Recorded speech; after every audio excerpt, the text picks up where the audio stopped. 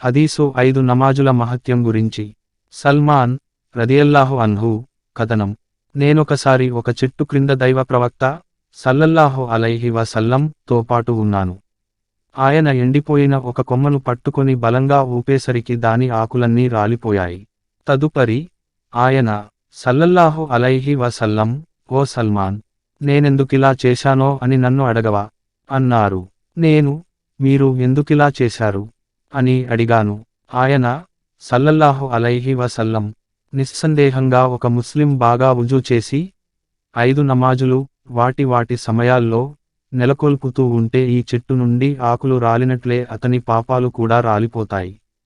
తదుపరి ఆయన సల్లల్లాహు అలైహి వసల్లం ఈ ఆయత్ను పఠించారు. దినము యొక్క 2 అంచులలోనూ నమాజను స్థాపించు. రాత్రి ఘడియలలో కూడా నిశ్చయంగా పుణ్యకార్యాలు పాపకార్యాలను దూరం చేస్తాయి. గ్రహించగలిగే వారికి ఇదొక హితోపదేశం. సూరహ్ హూద్ ఆయత్ 114.